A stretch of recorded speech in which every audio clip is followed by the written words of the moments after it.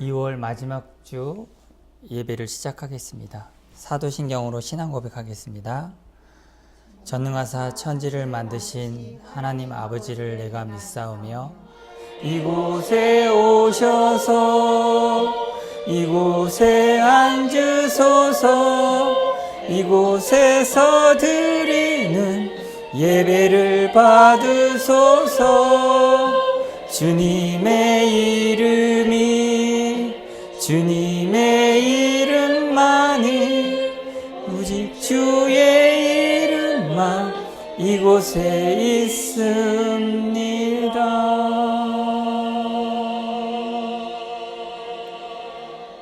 기도하겠습니다. 하나님 감사합니다. 오늘 또 2월 마지막 주 예배를 시작합니다. 하나님 이곳에 임재하여 주시옵소서.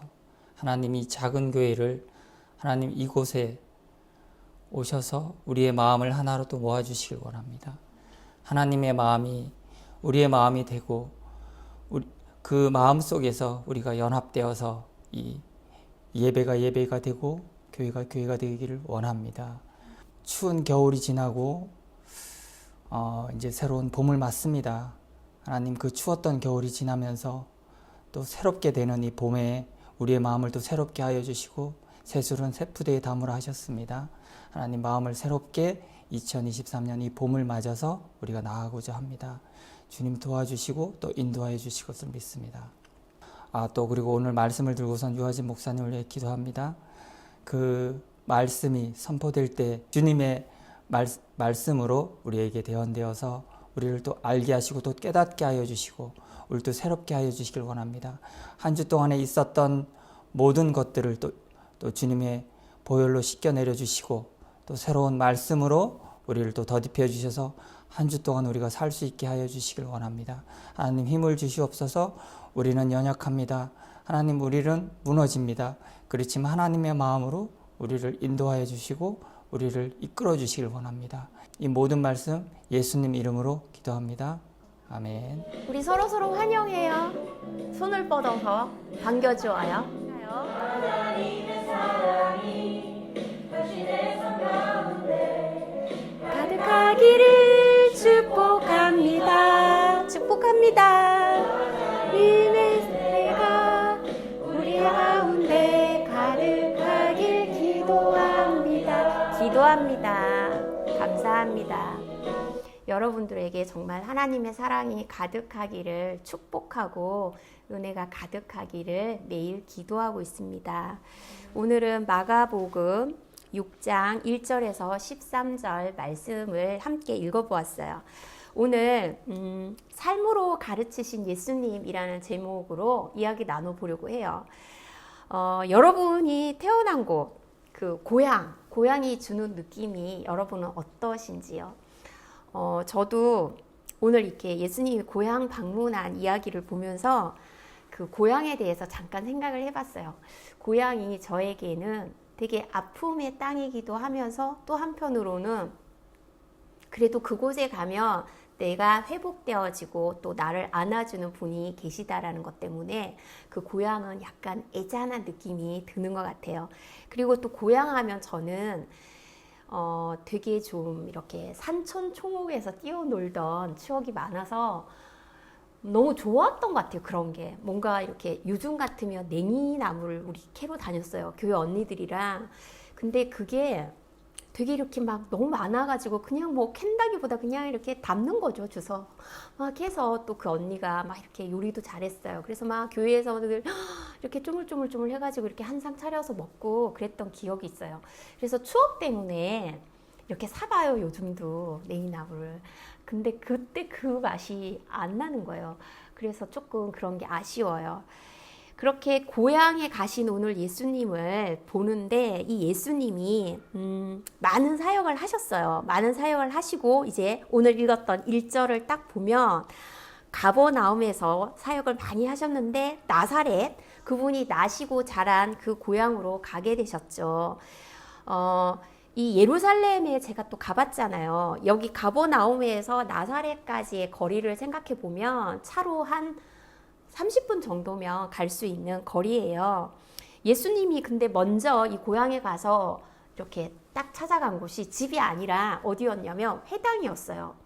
저도 이렇게 고향에 딱 내려갔을 때 집에 먼저 안 가고 교회 먼저 가고 교회에서 이렇게 기도하고 목사님께 인사드리고 나서 집에 간 경우들이 몇 번 있었어요. 근데 엄마한테 엄청 혼났어요. 여기부터 안 오냐고. 근데 저는 이 말씀 보면서 그런 생각 들었어요. 우리가 때때로 뭔가 하나님께서 주시는 마음을 쫓아서 어떤 행동들을 할 때 나름 좋아서 했는데 뭐 부모님이나 주변의 어르신들이나 동료들의 반응이 좀 아니다 싶은 반응을 보일 때 있잖아요. 그럴 때 이게 뭐지? 나는 마음 받아서 한 건데 그거 걱정하지 마세요. 그거 신경 쓰지 마세요. 저는 우리가 하나님의 마음을 받아서 그러한 것들을 이렇게 행할 때 그것으로 그냥 하나님 마음 주신 거 나는 행했다. 그것으로 때때로 만족했으면 좋을 것 같아요. 엄마가 막 혼내고 그런 것 때문에 제가 그때는 막 불편했었는데 생각해보면 괜찮은 것 같아요. 그거 뭐 욕 먹을 수 있어요. 괜찮아요. 오늘 예수님도 되게 고향에서 이렇게 배척받고 환대받지 못한 모습들을 보면서 저는 예수님의 모습 속에서도 참 그 모습을 통해서 우리에게 가르쳐 주시고 싶어 하는 게 있다. 그런 생각이 들었고 또 그 모습을 오늘 묵상하면서 이렇게 보면서 되게 멋있었어, 정말. 그렇다고 해서 거기 머물러 있지 않고 예수님이 또 할 바를 하시는 그 모습이 너무 멋있었어요. 오늘도 저는 그 모습을 여기 본문에서 보았어요. 예수님께서 오늘 이 두 번째 나사렛 고향에 방문한 모습이에요. 이 두 번째가 되게 중요해요. 첫 번째 예수님이 혼자 고향에 가셨을 때 엄청 혼나셨어요. 거기서도 막 가르치시고 막 이렇게 하셨는데 사람들이 그 가르침이나 그런 것들이 너무 놀랍고 너무 대단하고 이러니까 예수님 막 어떻게 해버릴까? 이 사람 그냥 두면 안 되겠다. 막 이런 생각 들어갖고 막 산에 낭떠러지에 가서 막 떠밀어서 죽이려고 했어요. 그런 곤욕을 당하시고 두 번째 지금 고향에 가신 거예요. 그런데 이번에는 이 제자들을 데리고 가셨어요. 그런데 이 누가복음 4장 29절에 보면 이 부분이 나오는데 정말 그 낭떠러지에서 밀어뜨리려고 한 부분이 나오더라고요. 저는 그거 보면서 와, 사람들 정말 무섭다. 고향 사람인데 그런 생각 들었어요. 그리고 회당에 있던 사람들이에요. 무서웠어요. 해당에 있던 사람들이 이렇게 하는 모습을 보면서 여러분도 교회 사람들, 교회 안에 있는 사람들 조심하세요. 무서워요. 어쩌면 밀어 죽일 수도 있어요. 저도 이런 경험 살짝 있는데 정말 죽을 뻔했어요. 어쩌면 우리가 바깥에 적이 있는 게 아니라 교회 안에 있는 것 같아요. 교회 안에서 우리가 생활하고 교회 안에서 배척받고 교회 안에서 사실 이렇게 왕따도 당하고 교회 안에서 갈 곳 없어지는 그래서 떠돌이 하는 성도들 되게 많고 그러다 보니 또 뭐 환경적으로 코로나도 오고 그래서 가난한 성도가 많이 더 생긴 것 같아요. 우리는 좀 그런 가난한 성도들 갈 곳 없어갖고 공동체 이루지 못하고 있는 그런 지체들 보면 우리 공동체 오라고 손 내밀어 줬으면 좋겠어요. 오늘 본문을 통해서 저는 세 가지 질문이 생기더라고요. 첫 번째는 고향 사람들 왜 그랬을까? 두 번째는 자기 스승이잖아요. 얼마나 대단한 스승이에요. 정말 봤잖아요. 놀라운 능력을 일으키는 그 스승의 모습을 옆에서 다 지켜봤는데 그런데 그 고향에서 막 그런 배척을 당하고 그렇게 하는 모습을 볼 때 제자들의 마음이 어땠을까?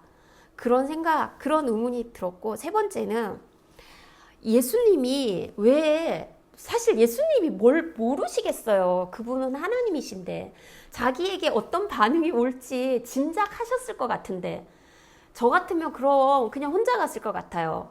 근데 왜 굳이 그 꼴 다 보여주고 제자들을 데리고 갔을까? 그게 좀 의문이 들었어요. 이 세 가지 의문을 오늘 말씀을 살펴보면서 함께 답을 찾아가 보았으면 좋겠어요. 2절 말씀 한번 읽어볼까요? 진실이 되어 회당에서 가르치시니 많은 사람이 듣고 놀라 이르되 이 사람이 어디서 이런 것을 얻었느냐 이 사람이 받은 지혜와 그 손으로 이루어지는 이런 권능이 어찌 됨이냐. 네, 회당에서 가르치시니까 굉장히 놀라워하는 거예요. 어떻게 이 사람이 어디서 이런 걸 배웠지? 성경 토라를 어떻게 이렇게 가르치지? 그러니까 보통 사람이 가르치는 거하고 달랐던 거예요. 다를 수밖에 없죠. 보통 사람은 그냥 인간이잖아요. 그냥 죄인이 이렇게 가르치는 거예요. 우리가 그냥 뭐 들은 걸로 뭐 또 요만큼 깨달은 걸로 그냥 가르치는 척 하는 거죠. 그런데 예수님은 죄가 없으신 분이시잖아요. 그냥 순결하신, 그냥 흠이 없으신 그분이 그 하나님의 말씀을 직접 대언하시는 거니 그게 다르죠. 들으니까 그냥 다른 거예요. 이거 뭐야? 이거 어디서 배운 거야? 이렇게 아주 신기해하는 거죠. 그런데 예수님께서 이렇게 본인의 모습을 보고 이들이 이렇게 느끼는 것들을 다 알고 계셨잖아요. 근데 우리도 뭔가 우리를 향해서 어떤 악한 마음이나 의도를 가지고 다가올 때 우리도 예수님처럼 그런 것들을 간파해서 알고 그들에게 끌려가는 것이 아니라 우리가 할 바를 그냥 이렇게 할 수 있고 나아갈 수 있게 됐으면 너무 좋을 것 같아요. 저는 예수님이 이런 게 너무 멋있고 부러워서 그런 것들을 우리도 분별할 수 있었으면 좋겠어요. 그래서 그 악한 어떤 의도를 그 사람이 그런 건 아니지만 그 배후에 있는 사단의 세력이 있잖아요. 그래서 거기에 우리가 정말 매몰되는 것이 아니라 그것을 이렇게 움직임을 꿰뚫어 볼 수 있어서 뭔가 속지 않고 그것을 가지고 그 다음 일을 행할 수 있는 이런 예수님의 모습처럼 우리도 이런 것들을 사모했으면 좋겠어요. 여기 고향 사람들이 막 이렇게 하는 모습들을 보면서 뭔가 예수님을 그냥을 못 받아들이는 거죠. 자신의 어떤 이해관계들이 있는 거죠. 뭔가 자신들이 그 예수님을 그렇게 막 신적인 능력이 있는 그분을 이렇게 받아들이기에 뭔가 그러면 손해가 날 것 같은 거예요. 그 해당 안에 종교 지도자들이 분명히 있었을 거잖아요. 그리고 예수님이 또 이런 권능을 행하시니까 자기들이 못하는데 예수님이 그런 기적을 행하는 것들에 대해 가지고 되게 시기가 난 부분이 있었을 것 같아요. 근데 우리도 좀 그런 거 있잖아요. 사람들이 우리를 약간 뭐야 저 사람 좀 우습게 보거나 아니면 홀대하거나 아니면 뭔가 우리가 또 가진 것이 좀 없다고 생각해서 주눅이 들거나 또 우리 안에서 스스로 갈등하거나 그럴 필요가 없는 게 우리 스스로 우리를 비하하지 않았으면 좋겠어요. 내 삶이 이런데 또 사람들이 보는 내 모습이 이런데 하면서 자신을 낮게 보는 것들 그렇게 생각하지 않았으면 좋겠어요. 왜냐하면 내가 주님을 쫓아서 하는 그 일들에는 정말 의미가 있고 충분히 그 일들이 존귀하기 때문이에요.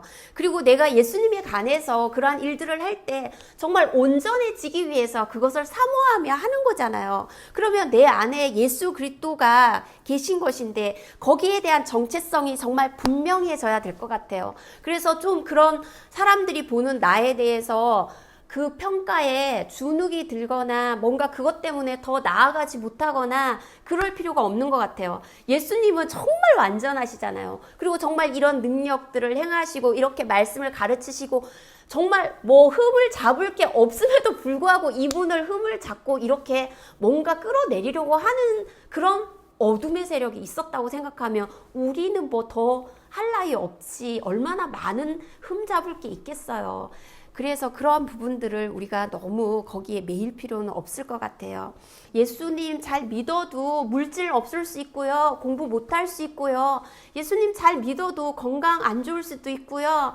나는 잘 믿는다고 해도 자녀가 또 상태 안 좋을 수 있고요. 나는 잘 믿는다고 부모님을 위해서 열심히 기도해 또 부모님이 아직 믿음 가운데 못 써 있을 수도 있고요. 그런 일들이 우리에게 다 있어요. 그러나 예수님이 이런 것에 흔들리지 않으셨어요. 우리도 흔들리지 않고 그렇게 말하는 사람들의 의도를 파악해서 속지 않고 우리는 또 그 다음 행할 것을 행할 수 있으면 좋을 것 같다는 생각을 해요. 그럼 우리 3절 말씀 한번 볼까요? 이 사람이 마리아의 아들 목수가 아니냐 야고보와 요셉과 유다와 시몬의 형제가 아니냐 그 무리들이 우리와 함께 여기 있지 아니하냐 하고 예수를 배척한지라. 네, 이 사람들이 예수님을 배척한 이유가 나와요. 너무 잘 알고 있기 때문에 배척했대요. 마리아의 아들 아닌가? 왜 이렇게 마리아의 아들이라고 먼저 나왔을까 생각해 보니까 요셉이 아빠가 먼저 일찍 돌아가셔서 그럴 수도 있고 또 한 가지는 마리아의 아들, 그러니까 알잖아요. 어떻게 태어났는지. 뭔가 출생의 비밀을 내가 알고 있는데 그 예수가 우리가 아는 그 예수인데, 그리고 여기 뭐 목수 이렇게 이야기하는 것도 당시 목수라는 직업이 그렇게 뭐 환대받는 직업은 아니었어요. 그러니 그 부분도 그렇고, 또 야고보, 뭐 요셉, 시몬, 우리가 다 아는 사람인데 이 말도 그 집 숟가락 몇 개인지도 우리가 다 알고, 그 집 어떻게 태어났는지 어떻게 살았는지 내가 아는데 그 사람이 이렇게 말하고 있는 거죠. 이게 배척한 이유라는 거예요. 그러니 예수님 배척한 이 고향 사람들은 예수님에 대한 아는 지식 때문에, 그 선입견 때문에 배척한 거예요. 그래서 저 사람 우리가 알아, 저 사람 옛날에 그 했던 사람이잖아, 뭐 어쨌잖아, 이렇게 하고 그 다음에 새로워진 모습, 그 달라진 모습, 누구인지에 대해서 명확하게 그걸 보려고 하지 않았어요. 우리가 안다라는 게 이렇게 무서운 것 같아요. 우리가 오늘날 신앙생활 할 때 특히 조심해야 할 부분이라고 생각이 들어요. 내가 안다라는 것에 갇혀서 그 선입견 때문에, 그 편견 때문에 다른 것을 보려 하지 않습니다. 뭐 교회 20년, 30년 이렇게 다니면 교회 다 안다라고 말합니다. 저 사람 내가 오래 겪어봤는데 안다라고 합니다. 근데 그 알미 정말 알밀까요? 예수 안에서 어떤 사람인지, 예수 안에서의 경험이 아닌 그냥 표면적인 겉을 아는, 그냥 자기가 보는 것만 아는 그 알문 아닐까요? 우리가 편견이 그런 무지함과 익숙함에서 비롯된다라는 생각이 듭니다. 예령이가 요즘 철학에 되게 관심을 많이 보이고 있어요. 철학 공부하면서 맨날 저에게 막 브리핑을 해요. 엄마, 이 철학자는 이렇게 말했는데 이 철학자는 이렇게 말했어. 너무 재밌지 않아? 막 이렇게 얘기해요. 여러분 아는 철학자 누구 있으세요? 저는 그 소크라테스, 너 자신을 알라 하잖아요. 이렇게 너 자신을 알라라는 이 평범한 말이 왜 이렇게 지금까지도 회자되며 유명해졌을까 생각해보면 너무 중요한 말을 했기 때문인 것 같아요. 정말 우리는 그 안다라고 하는 게 자기가 알고 있는 그 하나 가지고 정말 그게 확실하고 그게 분명하고 자기가 알고 있는 그 하나로 모든 걸 해석하려고 하는 누를 범할 때가 너무 많은 것 같아요. 우리가 어떻게 보면은 정말 무서운 게 자신이 알고 있는 하나를 끝까지 주장하는 게 아닌가 싶어요. 끊임없이 우리가 나아가야 할 자세가, 나는 아무것도 알지 못합니다. 하나님 알려주세요. 가르쳐주세요. 그런 자세가 아닐까 싶어요. 우리 4절 말씀을 한번 볼까요? 예수께서 그들에게 이르시되 선지자가 자기 고향과 자기 친척과 자기 집 외에서는 존경을 받지 못함이 없느니라 하시며. 네, 정말 자기 고향과 자기 친척 앞에서 존경받지 못하고 배척당하셨어요. 그런데 주님이 이미 알고 있었어요. 성령 받지 못한 사람들은 성령 받은 사람 잘 이해하지 못해요. 왜? 저 왜 울 상황이야? 왜 울어? 잘 이해하지 못합니다. 한 사람이 성령 받으면 그 집안이 뒤집어져요. 그리고 내 자신도 그래요. 우리도 잘 몰라요. 우리 지금 이 모습이지만 우리 어떻게 변할지 몰라요. 하나님이 어떻게 쓰실지 몰라요. 아직 우리에게 다 풀어 헤쳐 보이신 거 아니잖아요. 사람을 늘 익숙하게 대하면 안 돼요. 내가 알던 저 사람 늘 그럴 거라고, 저러다가 죽을 거라고, 저러다가 끝일 거라고, 그렇지 않을 수 있어요. 늘 새로움으로 대해야 합니다. 기존의 생각으로 사람을, 또 환경을, 사회를 대해서는 안 돼요. 우리 지금 사회 한번 볼까요? 이렇게 러시아 우크라이나 전쟁이 1년을 갈 것이라고 생각했던 사람이 있었을까요? 그냥 불과 몇 달, 두석 달 그러다가 말겠지 라는 생각 했었을 거예요. 그런데 지금 1년이 지났어요. 그리고 코로나라는 상황을 맞이했을 때 우리 이 상황 이렇게 3년이나 길어질지 누가 예상했을까요? 우리 환경에 대해서도 이제 어떤 것도 장담할 수 없어요. 그리고 이후의 상황도 마찬가지예요. 어떤 일들이 벌어질지 우리는 알지 못합니다. 그렇다면 환경만 그럴까요? 사람도 마찬가지입니다. 그 변화되는 상황, 환경 가운데 하나님께서 어떤 사람에게 하나님의 영을 부으시고 어떻게 역사하실지 우리는 알지 못합니다. 그래서 옛날에는 그런 사람일지라도 예수 안에 그 사람이 있다라면 우리는 그 사람을 두렵게 봐야 해요. 예수, 하나님의 신이, 여호와의 신이 그 안에 있다라면, 우리가 지금 사무엘상 묵상하고 있잖아요. 다윗 안에 여호와의 신이 기름이 부어지고 나서 다윗은 놀랍게 달라지지 않습니까? 주의 성령이 내게 임하시면 우리는 가난한 자에게 정말 복음을 전하고 또 내게 기름을 부으사 나를 포로된 자에게서 또 자유케 해주시고 그뿐 아니라 정말 눈먼 자를 보게 하고 눌린 자에게 우리는 자유롭게 할 수 있는 사람이 된 거예요. 그래서 이렇게 우리를 자유롭게 해주신 그 여호와의 신이 우리 가운데 함께 있다고 생각할 때 나도 나를 홀대해서는 안 되고 나는 여기까지일 거야. 뭐가 더 있겠어. 라는 게 아니라 우리도 하나님 안에서 기대를 갖고 보아야 되고 그 상대방도 하나님 안에서 기대를 갖고 보아야 한다라는 생각이 듭니다. 6절 말씀을 한번 보면 그들이 믿지 않는 것에 대해서 예수님이 이상히 여겼다라고 합니다. 예수님은 아마 이런 이 믿지 않는 사람들을 보면서 이 사람들에게 기적을 행하시고 싶으셨고 이 사람들에게 더 아프고 힘들고 어려운 그들의 마음을 회복시켜 주고 싶으셨던 게 예수님의 마음이지만 예수님이 하시고 싶으셨으나 이들이 받을 준비가 되어 있지 않아서 예수님이 그 하실 수 있는 모든 능력을 하지 못하셨어요. 그래서 정말 오히려 악한 도시에 가서는 더 많은 기적을 일으켜셨는데 이 고향에서는 아무 능력도 일어나지 않았어요. 무슨 금위 한양을 바란 건 아니었지만 그들의 아픔과 힘듦을 정말로 더 많이 어루만져 주고 싶으셨을 텐데 예수님이 이들을 보고 너무 이상하게 여기셨다고 했잖아요. 저는 이 대목을 보면서 예수님이 우리를 이렇게 보셨을 때 또 지금도 이 정말 각지에서 예배를 드리고 있는 그 성도님들 이렇게 보셨을 때 신기해하고 이상하게 안 여겼으면 좋을 텐데 예수님 어떠실지 궁금해요. 쟤는 어떻게 저렇게 1년 360을 저렇게 열심히 헌금을 드리고 교회 봉사를 하고 예배를 드리는데 어떻게 안에 들여다봤더니 나를 전혀 알지 못하고 나와 전혀 관계없는 일들을 하고 있을까? 그렇게 이상하게 생각하면 어떨까? 그런 궁금증이 드는 거예요. 열어봤더니 아무것도 없는 거예요. 믿음도 없고 아무것도 없고. 그러면 얼마나 예수님이 놀라시겠어요. 우리를 보고 예수님이 놀라지 않았으면 좋겠어요. 우리가 날마다 예수님 만나고 교제해서 그래 내가 너 잘 안다. 내가 너 알고 있다. 이렇게 되어야지. 야 열어봤더니 너 아무것도 없구나. 놀라시고 얼마나 그러면 예수님 당황하시겠어요.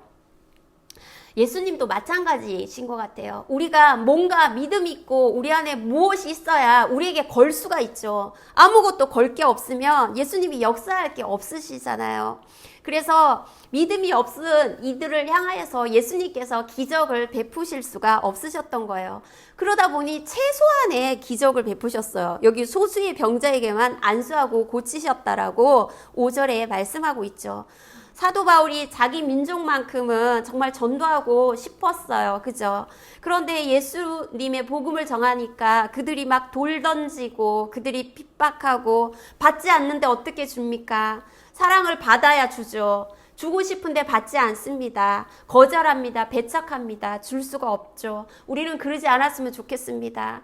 정말로 우리 가운데 예수님이 날마다 찾아오시고 하나님께서 성령께서 우리 가운데 무언가 말씀해 주시고 인도해 주시고 우리에게 주시려고 하실 그 준비가 다 되어 있으신 분이시기 때문에 늘 문을 두드리시고 지금도 어쩌면 문 밖에서 기다리시면서 내가 네 안에 들어가길 원한다.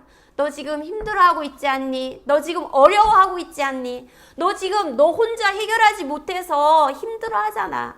내가 문을 두드리니 너 좀 문 열어줄래? 나에게 도움을 요청해 줄래? 내가 능력이 많으니 나에게 도와달라고 요청해 볼래? 라고 두드리고 계세요. 그런데 아직도 문을 꽁꽁 걸어 잠그고 내 힘으로 해보겠다고 내가 알아서 할 테니 나를 간섭하지 말라고 나를 그냥 두라고 하고 있는 사람은 없습니까? 우리가 정말 예수님이 두드리시는 예수님이 정말 찾아오시는 그 방문에 활짝 환영해드리면 우리의 말이 바뀌고 우리의 그 희미해진 눈동자가 바뀌고 우리의 삶이 달라집니다. 문을 여시고 그분을 받아들이셨으면 좋겠습니다. 예수님은 그러나 이렇게 배척하신다고 해서 시리에 빠져서 거기에 멈춰서 있지 않으십니다. 여러분들이면 어떻게 할 것 같아요? 내가 여기 고향에서도 이런 푸대접을 받는데 어디 가서 뭔 복음을 전할 수 있겠어? 이들도 이러는데, 아는 사람도 이 모양인데 날 모르는 사람이 누가 내 말을 믿겠어? 그렇게 생각하시겠습니까? 어떠세요? 저는 사실 이런 부분들 많이 있었어요. 내가 우리 엄마도, 우리 아빠도, 우리 오빠도, 우리 언니도 제대로 복음 안에 못 거하게 했는데 내가 누구에게 무슨 말을 하겠어? 또 실제로 그런 말을 하더라고요. 제가 뭐 이모에게 어떤 이야기를 이렇게 한 적이 있어요. 이모, 예수님 믿어. 이모 지금 많이 힘들지. 이모, 예수님께 이 문제를 맡겨드려봐. 예수님께서는 이것에 대해서 해답을 갖고 계셔. 야, 나는 됐고 니네 엄마 나는 됐고 니네 집이나 좀 돌봐라. 이렇게 말씀하시는 걸 제가 들었어요. 그렇지만 예수님 정말 우리에게 보여주신 이 삶의 본이 저는 정답이라고 생각합니다. 길이라고 생각합니다. 저는 이 길을 가려고 합니다. 예수님께서 여기에 멈추지 않습니다. 내가 여기에서 배척받았다고 해서 시리에 빠져서 그 다음을 못 나가고 그래 멈춰 서자 말자 하지 않습니다. 이분은 어떻게 하시냐면 오히려 이분이 이 안타까운 마음을 가졌지만 이 고향 사람에 대한 그 마음을 안타깝게 가지면서 다시 두로로 가서 복음을 전하십니다. 사람들이 이해해 주든 이해해 주지 않든 예수님은 본인이 해야 할 바를 합니다. 우리는 그러죠. 내가 한 사람에게 마음을 보였어. 그러면 그 사람이 내 마음을 활짝 열어서 받아주면 그 다음을 하겠는데, 그 사람이 내 마음을 거부하거나 내 마음을 닫아버리게 만들었으면 멈춰 서게 될 때가 많이 있지 않습니까? 예수님이 오늘 본을 보여주셨습니다. 그러면 또 다른 데 가서 뿌리시면 된다고 합니다. 우리도 그렇게 했으면 좋겠어요. 7절에 보니까 그곳에서 알아주지 않는다고 해서 거기에 있지 않고 모든 촌에 두루 다니시면서 주눅 하나 들지 않으시고 다시 가르치시기를 시작하는 예수님의 모습은 너무나 멋져 보였습니다. 저도 이렇게 하고 싶습니다. 화요일 날 보라 전도사랑 저랑 전도 모임을 하고 있습니다. 이곳에서 함께 기도를 하고 이제 바깥으로 나아가 보는데, 사실 저분한테 한번 말 걸어볼까? 저분한테 한번 전해볼까 하다가도 우리가 주춤할 때가 있어요. 정말 그저 자기가 할 바를 이렇게 행하시는 예수님처럼 그렇게 나아가기를 소원합니다. 고향, 친척, 아비의 집, 복음 전하는 거 중요합니다. 빼놓을 수 없는 부분입니다. 내 가족 전도 저에게도 너무나 중요합니다. 여러분에게도 중요한 일인 줄 믿습니다. 하지 말라는 거 아닙니다. 그러나 뿌렸습니까? 그리고 하나님 하실 일들을 또 바라보시고 다른 데 가서 또 뿌리시면 됩니다. 그래서 하나님께서 또 그 일들을 어떻게 해주실지 기다려 봅시다. 그리고 또 여기에 이 장면들을 보면서 두 번째 질문의 해답을 찾아보았어요. 왜 제자들을 데려가셨을까? 바로 이 모습을 보여주기 위해서인 것 같아요. 예수님이 정말 스승이 이렇게 배척당하는 모습을 나를 존경하는 제자들이 굳이 이 모습을 봐야 할까? 예, 봐야 합니다. 우리가 뭔가 환영받고 높은 자리에 올라있고 박수받고 그런 모습만 제자들에게 보이고 싶을 순 있어요. 우리가 가는 곳에 늘 환영하지 않아요. 우리가 복음을 전하는 곳에, 그리고 우리가 잘 알고 있는 어떤 사람들에게 나아간다 할지라도 거기서 그 사람의 평가가, 우리의 스승의 평가가 늘 박수받는 평가 아닐 수 있어요. 정말 누추해지고 어쩌면 뭐야 저런 모습이었어? 내가 존경하고 믿고 따르던 스승님이 여기서 이런 대접을 받고 있었던 거야? 할 수 있어요. 그러나 예수님 가감없이 숨기지 않고 그 모습 보여줍니다. 우리는 나이스한 모습만 보여주려고 합니다. 부모님들도 그런 모습 많이 봐요. 자녀들에게 조금이라도 뭔가 혹시나 기죽을까봐 돈이 없는데 없다는 얘기 못하고, 그래서 학원을 더 보낼 수 없는 상황임에도 불구하고 계속 빚내가지고 또는 막 허덕이면서 그 아이에게 원래 해줬던 수준만큼을 계속 해주려고 애를 쓰는 모습을 봤어요. 저는 말해야 한다고 생각해요. 지금 우리에게 본을 보이신 예수님, 삶으로 보이신 이 예수님은, 우리의 스승이신 이 예수님은 본인의 이 모습 다 보여주십니다. 보여주신 이유가 있을 거잖아요. 왜 보여주셨을까? 그래, 너희 이 모습 보았니? 하지만 여기 멈추지 않고 우리는 또 할 바를 하는 거야. 그리고 나아가는데 그 할 바가 뭐냐면 전도하는 거야. 또 복음 전하는 거야. 맡겼다고 생각했니? 그렇지 않아. 또 들을 자들이 있어. 누가 또 듣고 돌아올지 몰라. 그러니 우리 나아가는 거야. 하고 그 모습을 보여주시고 계십니다.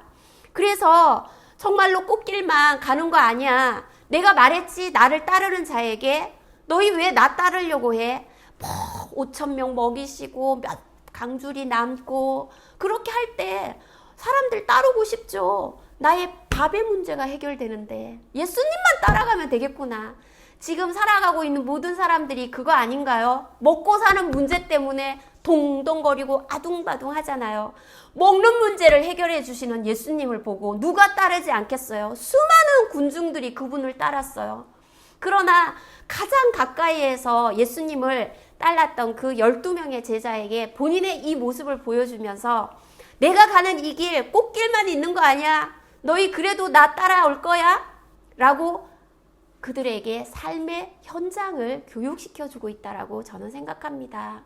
신학교 가게 됩니다. 좋은 일만 있을 것 같으세요? 내가 알고 있던 성경 안에 있었던 그 내가 믿었던 사실하고 전혀 다른 얘기를 교수님이 하십니다. 그게 실제로 가보면 요단강이 그렇지 않아. 요만한 걸 뭐 그냥 내가 건너도 건널 수 있어. 뭐지? 그러한 일들이 벌어집니다. 우리는 그러나 그 속에서 이제 통합하는 능력을 갖게 되고 하나님은 더욱더 우리를 성장시키십니다. 보이는 것만 보는 것이 아니라 보이지 않는 이면의 것과 만나게 해주시는 놀라운 은혜들을 경험하게 됩니다. 그래서 예수님께서는 이 12제자와 함께 어떠한 것을 이들에게 알려주세요. 세상으로 파송하는 것을 알려주십니다. 그리스도인으로 세상을 살아가는 것, 이런 것도 따라야 한다라고 이야기해 주십니다. 좋은 소리만 있는 거 아니라고 이야기해 주십니다. 책임의 자리가 있으면 그 모든 상황이 정비례한다라고 얘기합니다. 욕먹을 각오 들어야 한다고 얘기합니다. 맵집이 좋아야 한다고 얘기합니다. 요런 그냥 훅 하는 펀치 하나에 너희 자빠져 쓰러져 있으면 아무것도 못한다고 말해줍니다. 저도 이번에 그래서 결단한 거였잖아요. 그래, 나도 말 들을 수 있지. 어떻게 칭찬만 들어. 그 어떤 말이든 내가 하나님 주신 거를 받을 때 들을 각오하고 나아가야지. 무슨 말을 들으면 어때? 하나님 거를 얻는데 우리가 자녀를 얻을 때 그 고통을 감수하면서도 그 귀요미를 얻기 위해서 치르잖아요. 치러야죠. 어차피 한번 치러야 하는 일이라면 그 대가 치러야죠. 마귀는 팩트로 공격하지 않아요. 마귀는 정서를 공격해요. 팩트는 우리도 알고 있으니까. 정서 가지고 공격합니다. 기분을 나쁘게 해서 넘어뜨립니다. 마귀는 항상 그렇게 합니다. 마귀는 사람들이 거기에 가장 약하고 넘어지는지 너무 잘 압니다. 그래서 우리는 매일매일 성경 말씀을 묵상하면서 하나님으로부터 오는 마음을 얻어서 정서 관리를 해야 돼요. 제가 늘 묵상하는 이유가 여기에 있어요. 그래서 이 개인 묵상, 개인 기도, 하나님께 그때 그 감정과 그 마음을 올려드리고 거기에 주시는 하나님의 마음을 제가 받지 못하잖아요. 그러면 저는 못 살아요. 단 하루도 살 수 없어요. 그것이 해결이 되지 않으면. 제자 훈련이 뭘까요? 예수님은 삶으로 오늘 가르쳐 주셨어요. 어떤 교회에 가면 정말 뭐 이렇게 조직적으로 잘 갖추어진 큰 교회 가면 뭐 이렇게 산기도도 데리고 다니고 뭐 몇 당 며칠 뭐 수련회도 데리고 다니고 뭐 많은 그런 스파르타식 교육을 교육자들에게 시킵니다. 그런데 그렇게 해서 정말 예수님의 제자가 나왔다라는 이야기를 전 잘 못 들어보았어요. 정말 예수님께서 삶으로 가르치십니다. 백문이 불여일견이라고 하지 않습니까? 제자들과 동행하는 걸로, 같이 사는 걸로 가르치십니다. 정말로 저에게 주신 마음도 이것입니다. 너의 삶을 보여라. 너가 어떻게 나를 신뢰하고 나를 쫓아오고 나에게 매일 예배하는지 그것을 보여라. 자녀는 부모의 등을 보고 배운다라고 합니다. 예령이가 가끔 그런 얘기를 해요. 엄마, 어느 친구 집에 가보면 너무 피곤하게 살아. 그래서 엄마, 난 우리 집이 너무 좋아. 어떻게 피곤하게 사는데? 엄마랑 딸이랑 맨날 싸워. 맨날. 그리고 딸은 맨날 틱틱거려. 그 왜 그러는지 모르겠어. 왜 그럴까? 다 먹은 게 있어서 그렇게 나오는 거야. 우리가 정말 말과 행동이 일치하는 것. 자녀들은 그것을 보고 부모를 따라가게 되어 있습니다. 예수님이 3년 동안 삶으로 동행하면서 그들에게 충분히 보이셨습니다. 어떨 때는 사람들에게 얘기하면서도 의도는 제자들을 가리키기 위해서 이야기합니다. 그래서 제자들에게는 또 따로 불러서 비유로 말씀해 주셨습니다. 예수님은 이렇게 제자들에게 어쩌면 맞춤의 설교와 맞춤의 가르치심으로 그들을 정말 퍼펙트하게 삶으로 보여주셨습니다.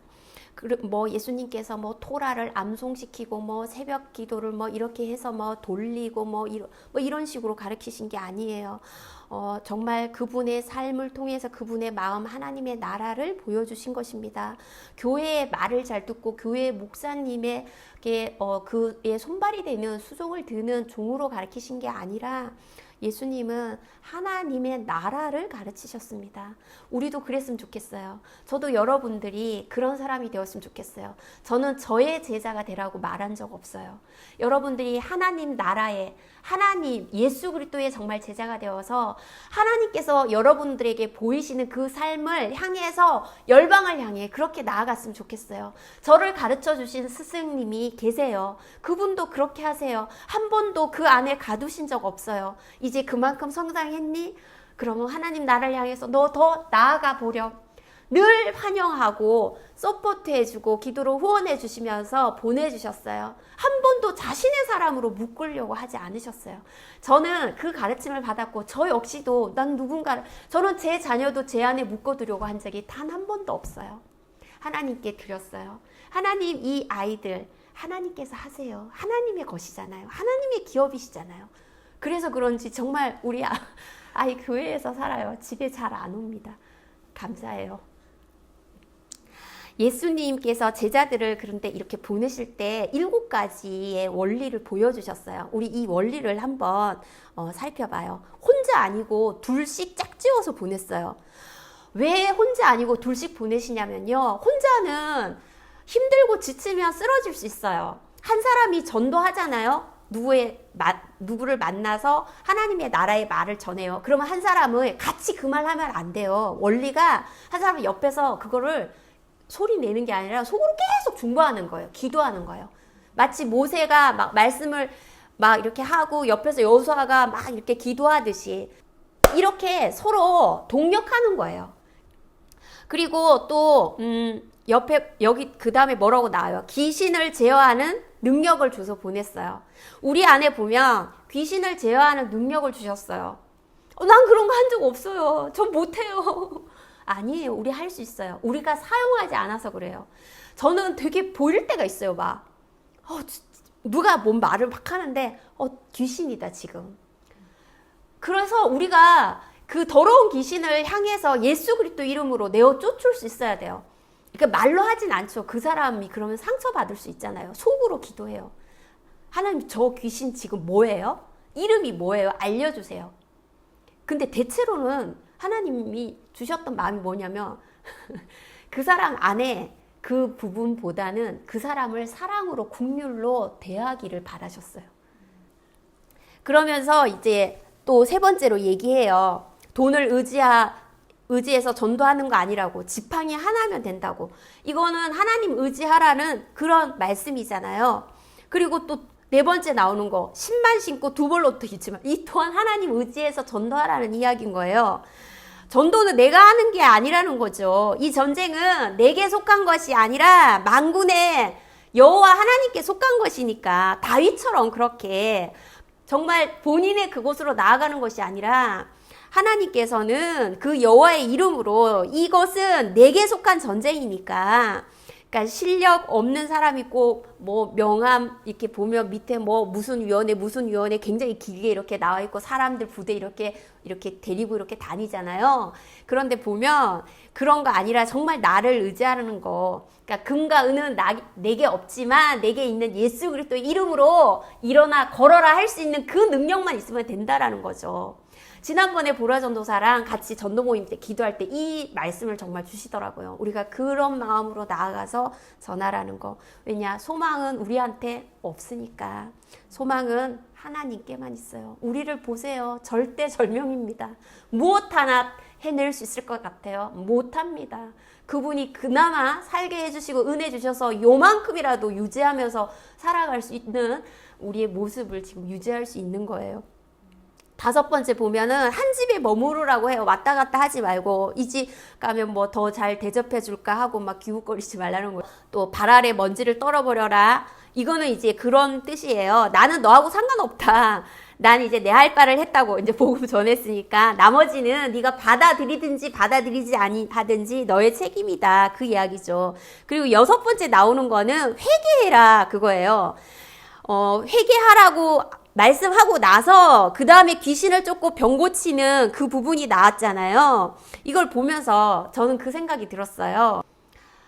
이렇게 병 고치고 귀신 쫓는 거를 너무 터부시하는 교회가 하나 있고 또 병 고치고 귀신 쫓는 것만 너무 쫓는 교회가 있고 그런 것 같아요. 근데 이 두 개 다 거기에 너무 집중되어 있는 것은 좀 건강하지 않은 것 같아요. 일어날 수 있어요. 회개하면 당연히 더러운 귀신이 쫓겨나겠죠. 그리고 그게 만약에 정말 그로 통해서 온 것이라면 병이 나을 수 있겠죠. 그래서 우리가 복음의 능력을 무시하지 않으면서 지나치게 한쪽으로 기울지 않도록 하는 게 중요하다고 생각해요. 그러니까 둘 다 인정을 하면서 동시에 지나치지 않아야 한다는 거죠. 한 극단으로 가지 않도록 균형 있는 그런 신앙생활을 해야 한다는 거예요. 그래서 우리가 이렇게 하나님을 믿을 때 병 고치고 귀신 쫓고 이런 것들 나타날 수 있습니다. 그런데 그것이 신앙의 인격과 사랑이 가득 찬 균형을 갖춰야 한다라는 거죠. 주님의 말씀이 선포되어질 때 귀신이 쫓겨날 수 있죠. 그러나 그 전에 먼저 선행되어야 할 것이 우리가 먼저 회개해야 한다라는 거예요. 우리가 정말 말씀으로 충만히 거할 때 그 안에 귀신이 틈타지 못하죠. 우리가 뭔가 정말 탐심을 부리고 뭔가 막 욕심을 갖고 뭐 이렇게 하는 것들로 일들이 커져 나아가는 거잖아요. 그러다 보면 그 세력이 또 붙고 완전히 그 세력에 그냥 잠식되어 버리는 경우들이 생기잖아요. 그래서 우리가 그런 작은 것들에 마음을 내어주지 않는 것, 그것이 너무 중요하다는 거예요. 병을 가져다 주는 막이 내어 쫓기는 거죠. 말씀이 충만해질 때. 저도 사실 이런 데 몇 번 가본 적 있어요. 엄마 데리고 또 가보고 그러면 좀 좋아지려나 뭐 이런 기타 등등 해보았습니다. 그런데 제가 해보면서 느낀 거는 그렇게 해서 될 문제가 아니라 정말 이 하나님의 인격과 말씀으로 충만해지고 이 말씀을 매일 살아내려고 애쓰고 그렇게 하루하루를 거룩한 습관으로 우리를 바꿔 나갈 때 그것이 자연스럽게 나쁜 습관들이 없어지고 그 붙들려 있던 것들로부터 자유해지는 것 같아요. 그것이 그거에 붙들려 있는 거, 그것에 포로가 되어 있는 경우들이 있잖아요. 근데 정말 여호와의 신이 임하면 이제 그것이 자유해지는 거죠. 거기에 더 이상 매이지 않게 되는 거. 그런 것들이 나타나더라는 거죠. 그래서 우리가 목적이 말씀과 성령으로 충만해지면 더러운 것들은 자연스럽게 떠나간다라는 거죠. 원리는 굉장히 간단해요. 우리가 만약에 여기에 뭐 들어온 음식물 쓰레기와 뭐 이렇게 계속 쌓아놨다고 생각해 보세요. 다음날 어떻게 될까요? 거기가 벌레가 꼬이고 냄새가 나고 그 다음에 더 두면 정말 상상하기도 어려워지죠. 우리 안도 똑같아요. 말씀과 성령으로 끊임없이 교제하면서 그런 것들을 우리가 깨닫고 회개하고 하나님하고 교제할 때 깨끗해지는 거고 우리의 영이. 그렇지 않고 우리가 보고 듣고 행하는 것들이 다 욕심부리고 남 뒷담하고 미워하고 섭섭해하고 어떻게 그럴 수가 있어? 억울하고 그러면 그 귀신들이 계속 그 밥을 먹었으니까 커지겠죠. 그러니까 내가 가장 많이 생각하고 가장 많이 영양분을 준 것이 내 안에 커져가는 거예요. 그래서 너무나 간단한 원리입니다. 오늘 말씀을 우리가 함께 살펴보면서 우리가 궁금해했던 그런 것들을 풀어보았어요. 오늘 말씀을 기억하면서 우리가 함께 기도했으면 좋겠습니다. 하나님, 그렇습니다. 오늘도 우리에게 말씀을 주셨어요. 하나님, 우리에게 삶을 통해 가르쳐 주신 그 예수님, 우리도 그렇게 제자 되길 원합니다. 주님의 삶을 통해 배웠습니다. 우리가 전파하며 나아가는 것들 속에 예수 그리스도의 능력이 선포되어지길 원합니다. 권세가 우리 삶에 드러나기를 원합니다. 우리 안에 정말 악한 영들이 우리가 선포할 때 떠나가는 역사가 있게 해주세요. 그리고 우리가 어떠한 말들을 듣게 될지라도 그것에 너무 주눅들지 않게 해주세요. 우리 안에 정말 주님 주신 것들로 살아간다면 우리는 그것에 자유할 수 있게 해주세요. 할 바를 행할 수 있게 해주세요. 멈추지 않고 나아가서 정말로 자유를 선포하고 눈먼 자를 보게 해주고 눌린 자에게 자유를 선포해주는 그러한 우리가 되게 해주세요. 우리 그 마음으로 주님 이름 부르고 함께 기도하겠습니다. 주님 감사합니다. 오 하나님 그렇습니다. 여호와 하나님의 은혜를 사모합니다. 여호와 하나님께서 주신 권세와 능력을 사용하기를 원합니다.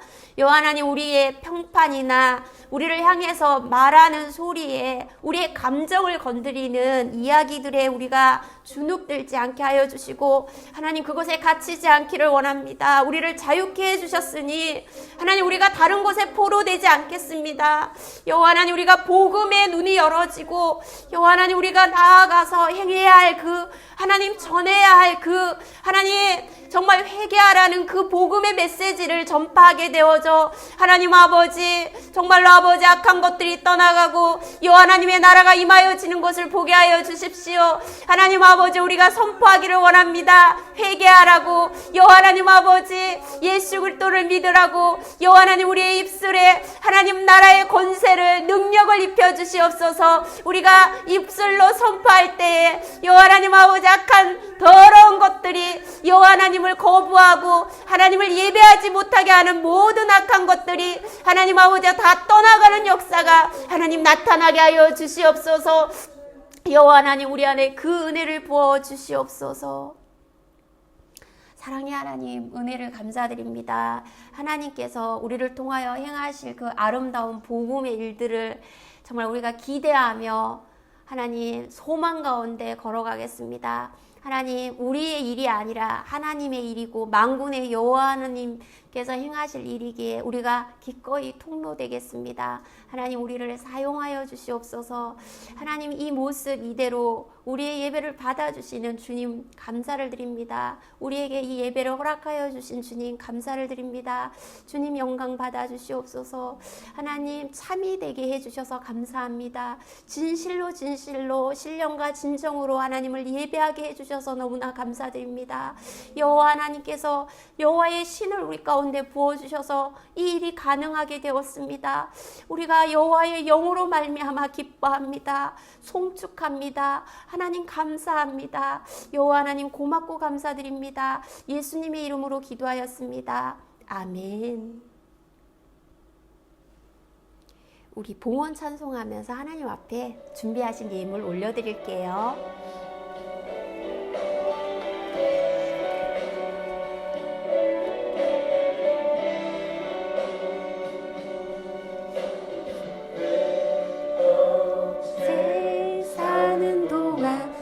찬양하리 여호와 하나님 내 주를 사랑하리 주님을 묵상하니 즐겁도다 내 영혼 주 안에서 참 기쁘리 내 영혼아 주님을 송축하라 내 영혼아 주님을 찬양하라 내 영혼아 주님을 송축하라 내 영혼아 주님을 찬양하라. 감사합니다. 저 이거 읽으면서 이거 소개를 되게 해주고 싶더라고요. 너무 이렇게 감사의 내용들을 깨알같이 예쁘게 적어서 하나님 앞에 이거 올려드리고 싶더라고요. 하나님, 다윗과 같은 믿음으로 나아가라 말씀으로 응답해 주셔서 감사합니다. 한 걸음 한 걸음 주님께로 나아갈 수 있도록 인도해 주시니 너무너무 감사합니다.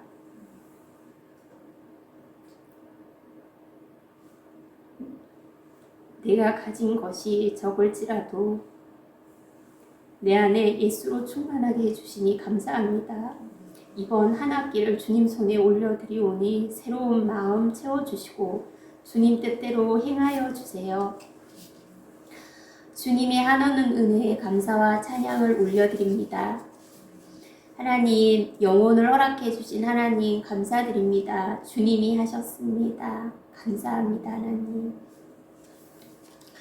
고맙고 감사하신 주님, 참이신 주님, 참 믿음을 주셔서 감사합니다.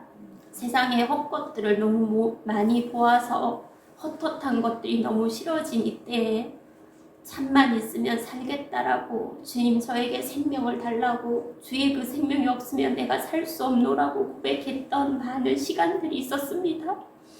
주님께서 그 생명이 그렇게 소중한 것인 줄 참으로 알아본 너에게 내가 생명을 허락하노라고 허락하신 생명으로 인해 너무나 감사합니다.